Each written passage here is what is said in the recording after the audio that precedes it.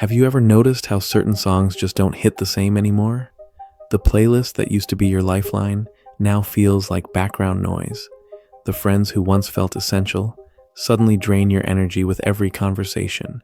The dreams you swore would define you now feel foreign, like they belong to someone you barely remember being. If this sounds familiar, you're not losing yourself. You're finding yourself. And that restless feeling coursing through your veins isn't confusion.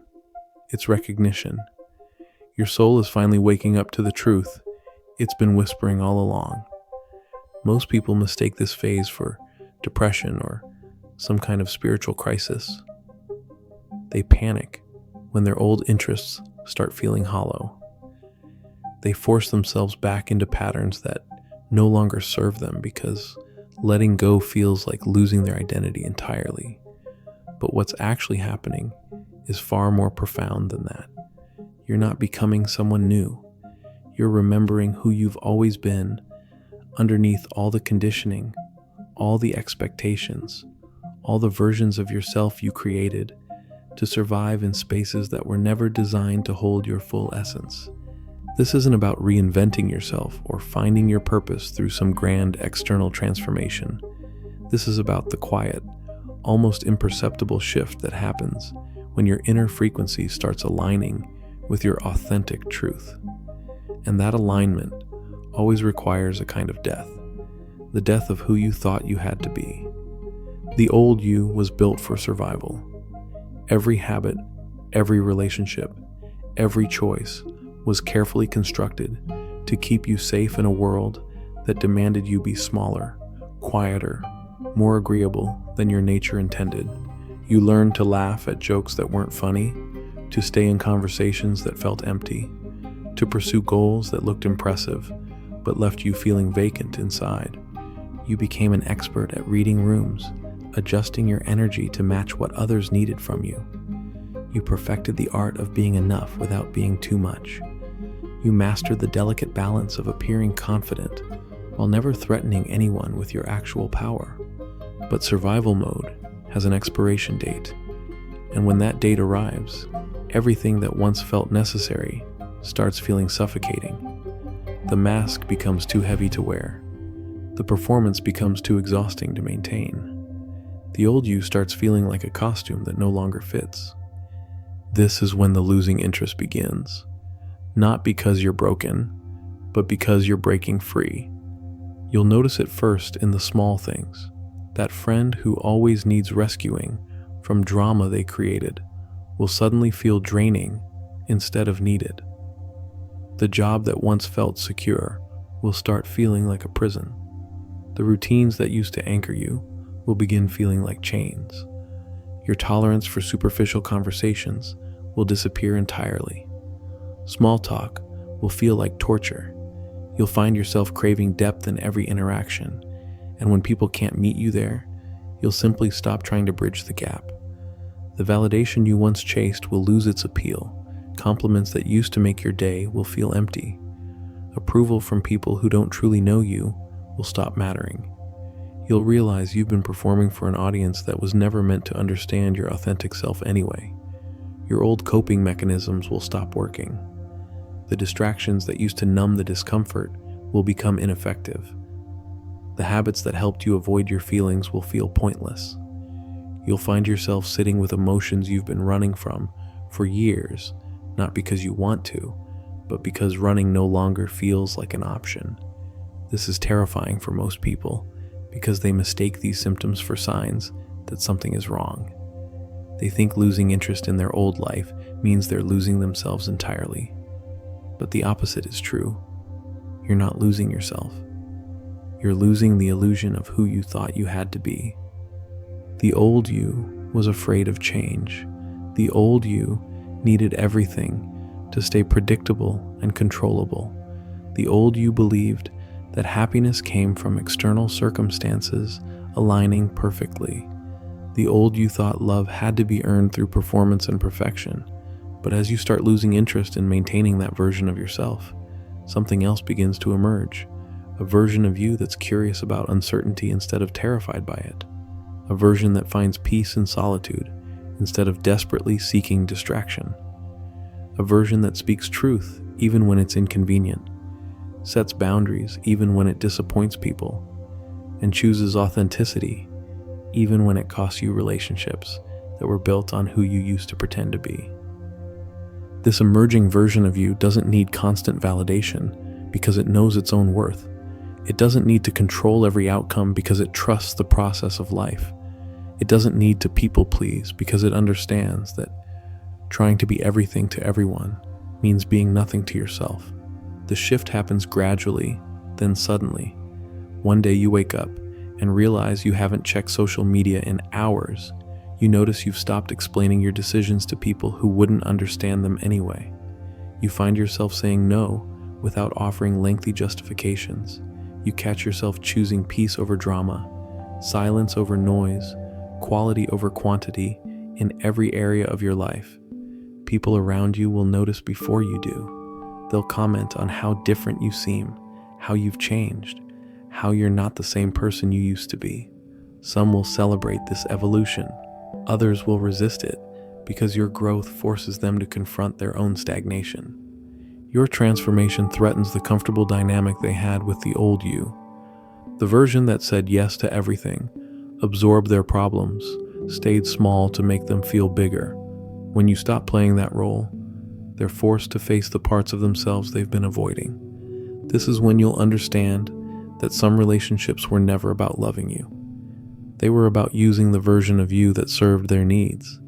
And as you lose interest in being that version, those relationships will naturally fall away. It might feel like loss at first. You might grieve the friendships that can't evolve, the dreams that no longer inspire you, the goals that once drove you, but now feel meaningless. This grief is necessary and sacred. You're mourning the death of an identity that served its purpose, but has now outgrown its usefulness.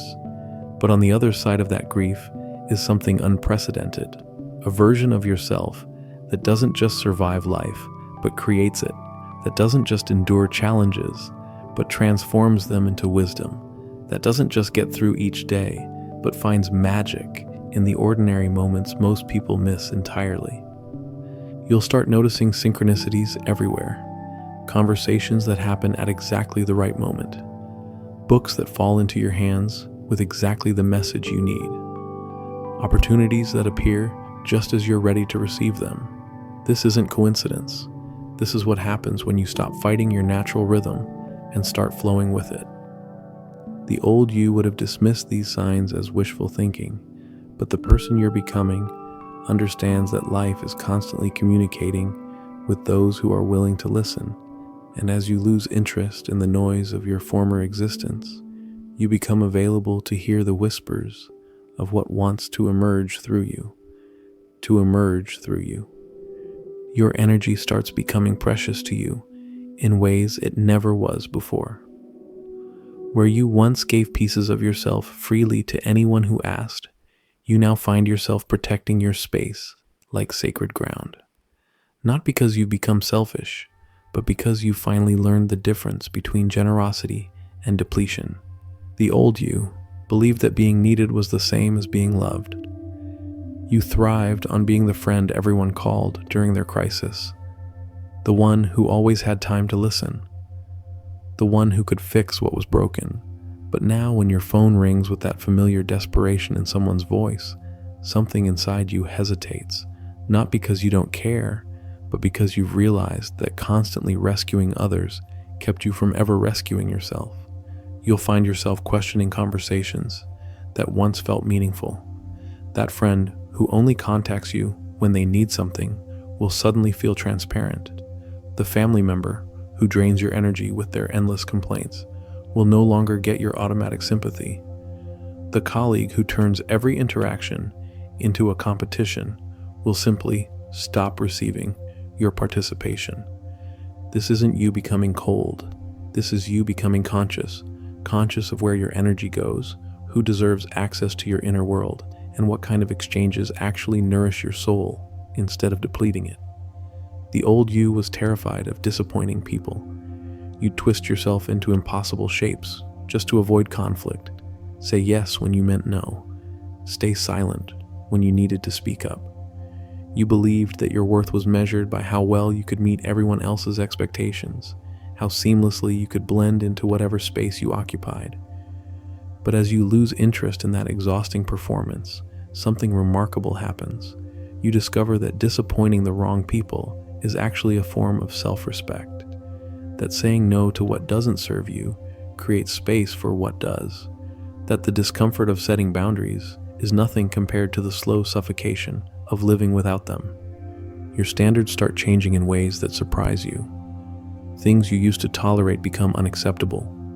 Conversations that used to satisfy you now feel hollow. Experiences that once excited you now feel empty. This isn't you becoming difficult or impossible to please. This is you finally understanding what you actually need, instead of what you thought you should want. The old you consumed everything mindlessly. You scrolled through feeds that made you feel worse about yourself, watched shows that numbed your mind, ate food that drained your energy, surrounded yourself with noise that drowned out your inner voice. You stayed busy as a way of avoiding the deeper questions that were trying to surface. Now you find yourself craving silence, real silence, not just the absence of noise, but the presence of peace. You turn off the music during your drive and actually listen to your thoughts. You sit in your garden without your phone and notice things you've walked past 1,000 times. You choose books that challenge you over content that merely entertains you. This shift toward intentional living feels foreign at first because you've been conditioned to believe that productivity equals worth, that constant stimulation equals happiness. But as you lose interest in the endless cycle of consumption and distraction, you discover something the old you never experienced: contentment that doesn't depend on anything external. Your relationship with time transforms completely. The old you was always rushing towards some imaginary finish line, believing that happiness lived in the next achievement, the next purchase, the next relationship milestone. You lived in a constant state of anticipation, always preparing for a life that would begin once you finally had everything figured out. But now you find yourself present in ways that feel almost supernatural. You taste your morning coffee instead of just drinking it.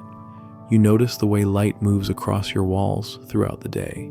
You have conversations where you're actually listening instead of just waiting for your turn to speak. You realize that the life you were rushing toward was happening all along, hidden beneath your urgency to get somewhere else. The old you was afraid of being alone because solitude meant confronting all the thoughts and feelings you'd been avoiding. You filled every quiet moment with activity, every silence with noise, every empty space with something that required your attention. You mistook being busy for being alive, being needed for being valuable. Now solitude feels like coming home. You look forward to evenings with just yourself, mornings without obligations, weekends without plans, not because you've become antisocial, but because you've finally learned to enjoy your own company. You've discovered that the person you've been running from all these years is actually the person you've been searching for. This comfort with yourself changes everything. You stop seeking validation from people who don't understand you. You stop explaining your choices to those who aren't walking your path.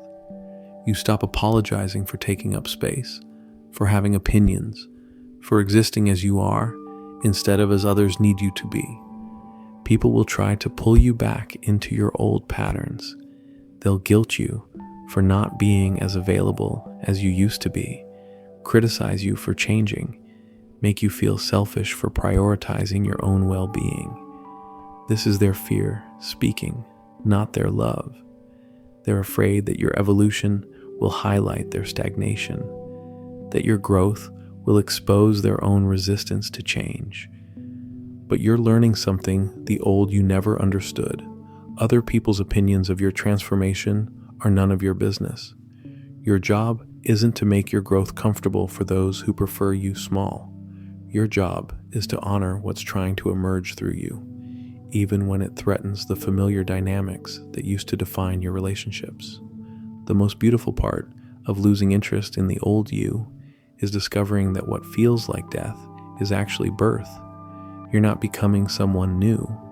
You're finally becoming someone real, someone who chooses truth over comfort, depth over surface, authenticity over approval. Someone who understands that the greatest gift you can give the world isn't a perfect version of who you think you should be, but an honest expression of who you actually are. This transformation doesn't happen overnight. It's a gradual awakening, a slow remembering, a gentle return to yourself. Some days you'll feel completely aligned with this new version of you. Other days, you'll find yourself slipping back into old patterns, old fears, old ways of being that no longer serve you. That's not failure. That's part of the process. Growth isn't linear, and transformation isn't permanent until it's integrated. Be patient with yourself as you navigate this space between who you were and who you're becoming. Trust that every moment of discomfort is moving you closer to a life that actually fits the person you're discovering yourself to be. So if you're watching this and something inside you recognized itself in these words, you already know what that means. The restlessness you've been feeling isn't a problem to solve. It's an invitation to finally come home to yourself. Trust the process. Trust the losing interest. Trust that what's falling away was only ever meant to make space for what's trying to be born through you. Your transformation isn't coming. It's already here.